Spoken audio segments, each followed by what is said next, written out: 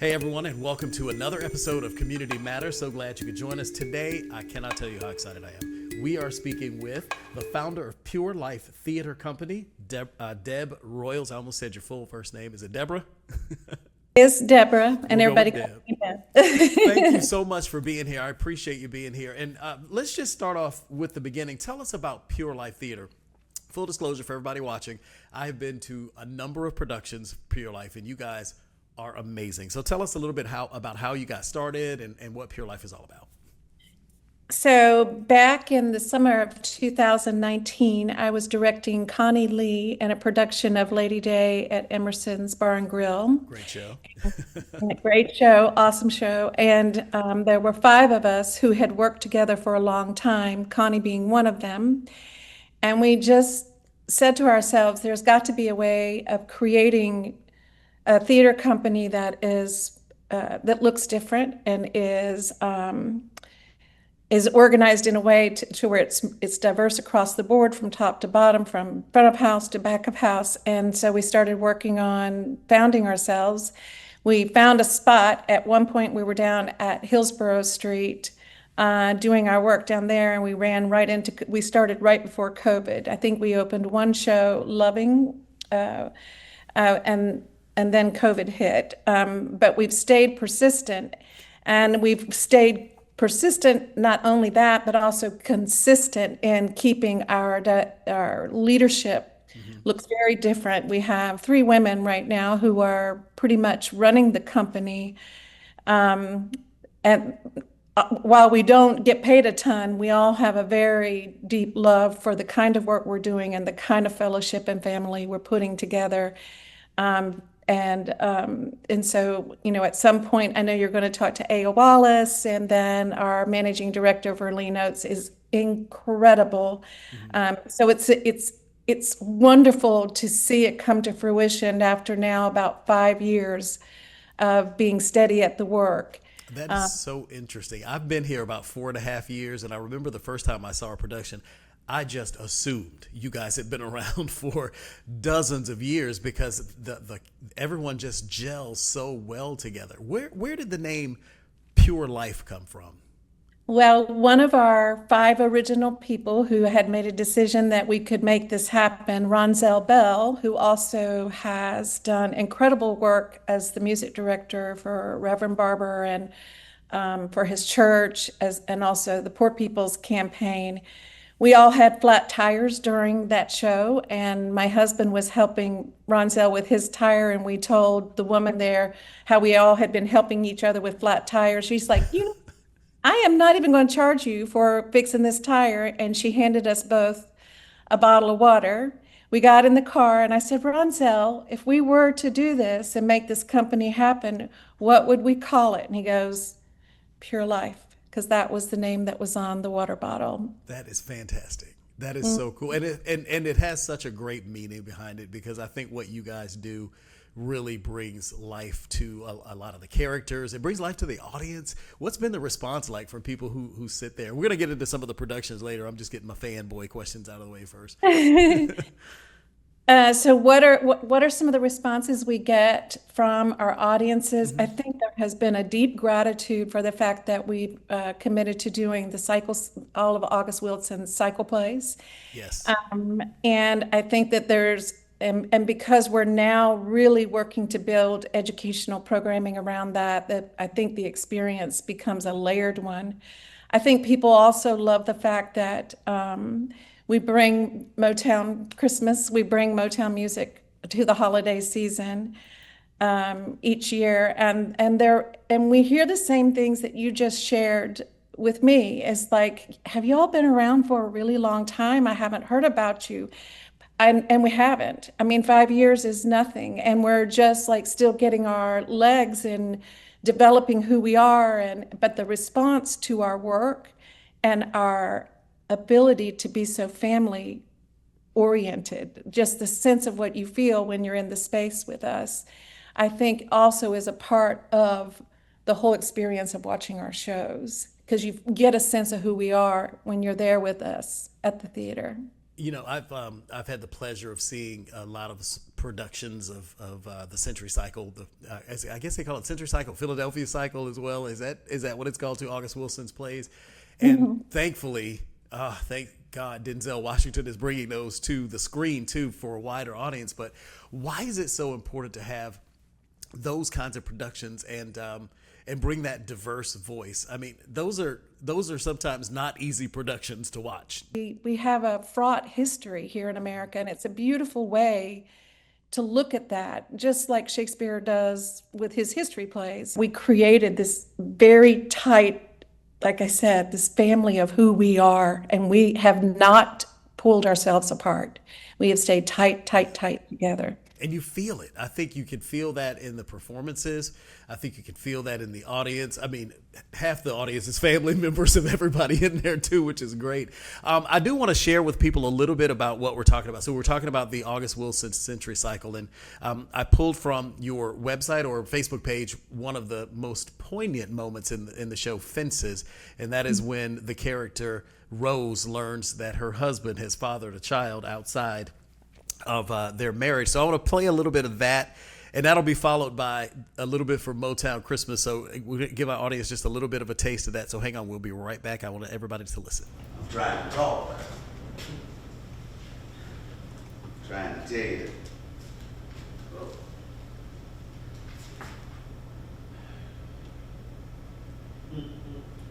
I'm gonna be a daddy. I'm gonna be somebody's daddy. I know you're not telling me this. Rose, You're gonna be what? Rose, now see. You're telling me. You're telling your wife this. Hey, Troy! Hey, Rose! Hey, Rose, look what I got you, Rose. Look. I got a Rose. It's the same Rose just like you is. I gotta wait 18 years to hear something like this. Troy, you ain't mad at me, is you, Troy? Them bad men come take me away. You ain't mad at me, is you? I ain't mad at you. 18 years you're gonna come to me with this. Rose, it's just... Ain't nothing you can say, Troy. Ain't no way of explaining that. Rose, look what I got. Look, see, I got a brand new caller. Have a girl like her is truly a dream come true. And out of all the fellas in the world, she belongs to you. Her loving you gonna miss every time it takes to find you. So be that, look out, baby, 'cause here I go. Oh, you now wanna leave, baby. Ooh, you wanna leave me, baby. Ooh, baby. Where did our love go? And how many heartaches must I stand before I find the love to let me live again? You're now the only thing that keeps me hanging on. When I feel my strength, yeah, it's almost gone. My mama said she about me, baby. So I'm not sure if you could actually hear it while it was playing back, but for the audience who was listening at home, what they saw, that was just a microcosm of kind of the spectrum of what Pure Life offers, right? They have the dancing, they have the costumes are great for the Motown Christmas, and then you have the seriousness of the August Wilson and the other plays that are taking place on stage. Why is it so important to have first that diversity of shows that you guys have, and then the diversity of voices for people to see? Without it, the storytelling is flat. It's not, and it can't be authentic without the diversity of voices, especially surrounding important pieces of our history and telling that history through the storytelling that we try to put together. I mean, I don't know how we could be otherwise, and to also, I mean, we try to take pieces as well that are like we just did with Bright Star this past spring, where it might typically look a different way, but the casting was diverse, and it was so beautiful to watch on stage because it's I've heard people say the possibility of what could be, and there's no way that we can see the possibility of the beauty that can be unless all voices are represented. Absolutely. So let's talk for a moment about, how you see this really as a tool for the community. And I want to specifically talk about your partnership with Peace University, because you're an instructor there. But beyond that, you guys do all of your productions there, which is fantastic. So talk about a little bit about how that came about, that partnership, if you will, and really, and I know I'm talking a lot. I'm telling you, I'm a big fan of Pure Life, but I love the fact that you can take the students and give them this practical experience working kind of, and setting up all of the productions behind the stage and all that stuff at Pure Life too. I think it's such a great partnership.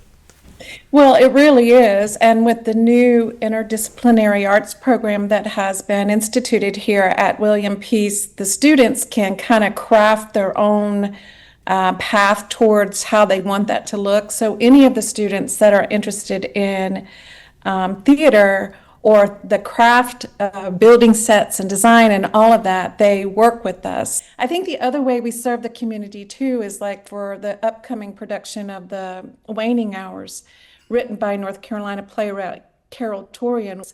I mean, it's a huge crisis in the United States. From what I understand, and working with the folks who are going to be working with us on the Waning Hours, Alzheimer's and dementia is going to double by 2060, I think is what I was told, and there's not a system to support that. Like, think of all the people that.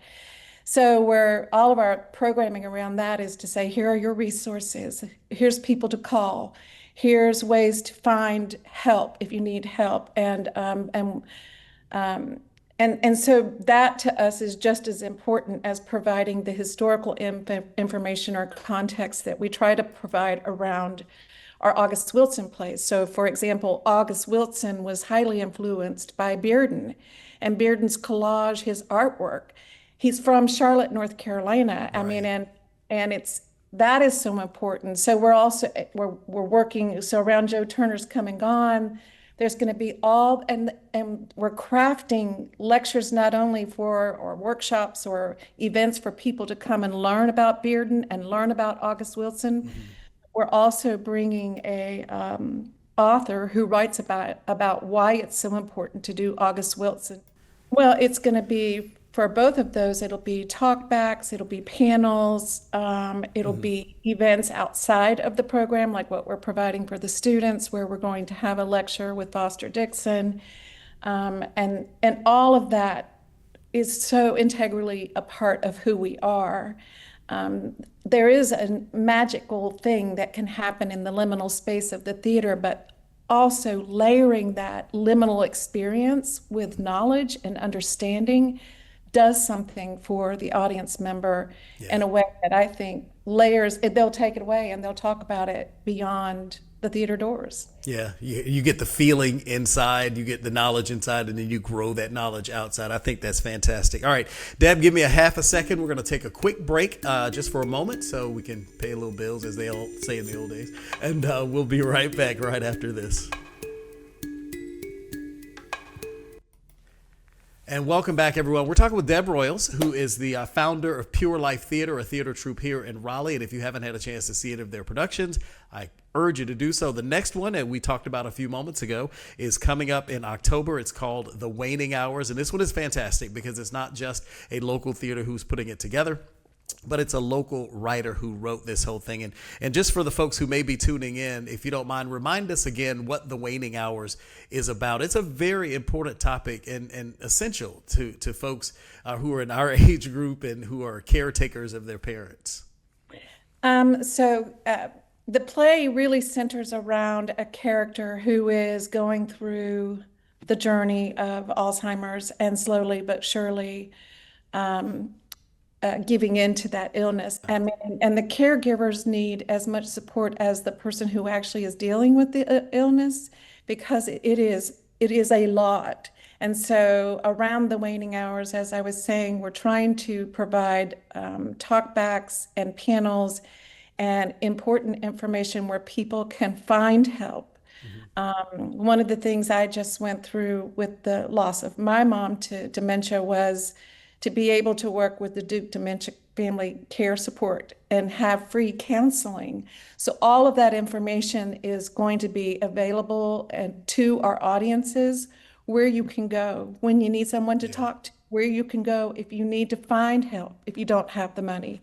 What are your options? So not only is it a beautifully written play and important with regard to the topic itself, but it also is important for the support and hopefully help it can bring to people who come and see the production.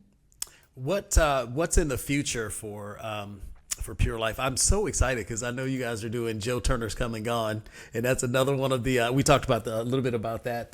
That when does that one come up? Because that's a great show too. It'll be directed by NC State's Ron Foreman, who is our resident Wilson expert, and it'll run February 20th through March 8th. And like I touched on earlier, we're trying to bring a lens through which people can appreciate and come to know August Wilson and the importance of his work being done here. We'll have Foster Dixon from Huntington College will be here doing lectures for students, providing workshops and lectures for audiences who want to know more. And then we're working to try and figure out a way to get Bearden's, the artist Romer Bearden's work in front of our audience as well, as so they can see the things that influenced August Wilson. Yeah. And we try to do that around August Wilson every single time we do one of his pieces, so that there's opportunity. If you don't know who August Wilson is, which a lot of people still don't, that you're not only experiencing the show, but you're getting a little bit of history behind how it came to fruition. And a lot more people have started to know who he is based on Denzel Washington doing Ma Rainey's Black Bottom and Fences for Netflix and those and you know what excited me, and this is again me being me, so forgive me. He was so true in his productions to the original productions that I mean, you have to do it theatrically, but he was so true to the words that were written. It really made it enjoyable to watch. I didn't feel like I was watching some washed down version of an August Wilson play. Yeah, he's a purist. I think he's a purist with August Wilson's work. And I'm so grateful that he's doing that, because if audiences don't go into the theater to see the show, at least they get, a live production, being able to, and I think he's pretty much committed to doing all of them as well. Yeah, I think so. And that's what I was going to ask you. Do you guys have plans to do the entire, 10 in the whole cycle, right? So do you have plans to do the entire cycle? We sure do. And then we'll probably cycle back around, no pun intended. And I'm okay with that. It's important. And it's timeless and it's classic, and the themes, unfortunately or fortunately, they don't get old. They resonate, with people constantly. There was a theater in Tampa where it actually was in St. Petersburg, and I can't remember the name of it, but they committed to doing the Century Cycle as well. And I just moved back there, so I only got 7 of them. So I've been doing it for 3 years, but they did one every season. So it's fantastic. So aside from Joe Turner's Come and Gone and the Waning Hours, what else can we look forward to? I know we can look forward to Christmas, right? Motown Christmas again. And this year we're calling it Motown Soul Christmas. So okay. we're adding a couple new artists in there. So yes, that'll happen. We have, I think, 5 shows between the Cary Arts Center and the Clayton Center. There are 2 shows at the Clayton Center and then 3 at the Cary Arts Center. And then in the spring, and our students here will be a part of this pervasively, we're doing Alice by Heart, which is kind of a whimsical musical that will open April and run through May. And then several of our students will be graduating, but we always have new ones coming in. So that's the beauty of school. You could just train the next group. And before we wrap up things, because we're getting really close to the end, because you probably have to go back and teach again. What is your hope, your ultimate goal and your hope for Pure Life in the future? Like, where do you want to see it go? And how do you want to see it grow, not just for your theater company, but for just theater in general here in Raleigh and in the Triangle area? And we already started doing that, like having the leadership. Our artistic director is brand new, Aya Wallace, and keeping the diversity of leadership and women, I think is important to see women in these roles as well, but also maintaining that sense of fellowship and community when we are working together. I would love to see that carry into the future. And also our commitment to not only presenting a live theater show, but layering it with learning experiences so that the whole experience is more profound, and lingers with the audience member. I have the great pleasure of serving on the DPAC Rising Stars group. So I can tell you right now, having seen it, there's a lot of young talent out there just ready and willing and able to be a part of Pure Life. I think there's some fantastic kids who do great things out there. And that's a beauty of what I think the beauty of theater is. You have smaller theater, you have large productions and everything in between. And I think it just offers people like such a wide variety of entertainment. And I like to call it edutainment because you get educated in the middle of it, you know. Well, thank you so much. Go ahead, I'm sorry. Thank you. I was going to say, I'm part of that group too. I'm part of the DPAC Rising Stars. But we also, and I haven't talked about it, but during COVID, we had a whole group of young people who didn't know what to do. They were like, we're bored, we don't know what to do, we're doing virtual school. So we do have a young adult group now that did their first production this past summer with Burning Coal's second stage. They're called the Revolutionary Voices. Oh, I love this. It's completely run by young people 13 to like 25.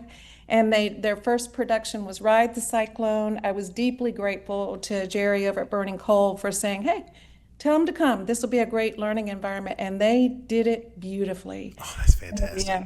But we do have that we're developing now even further. It's been awesome to watch them kind of, because coming out of COVID, it gave them something to be excited and tethered with their hearts. They're passionate about it.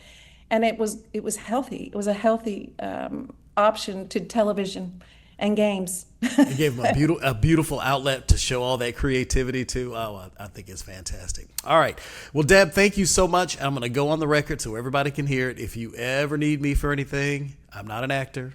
I don't sing all that great, but I can be the news guy in one of your shows if you want to, because that I can do. You let me know. Seriously, if you ever need anything, please do let me know. And I will see you at the theater because I will be at your productions. I can promise you that. Oh, thank you so much. We're deeply grateful. And yeah, we'll have to find a spot for you. Okay. All right. We'll do it. And Connie will hold me to it. Connie Lee will hold me to yeah, it. she sure will.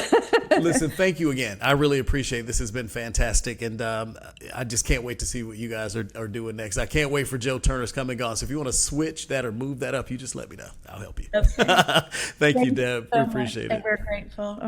Thank you. Bye-bye. Thank you, everybody, for tuning in. Appreciate you being here for this edition, and have a fantastic day. We'll see you next time.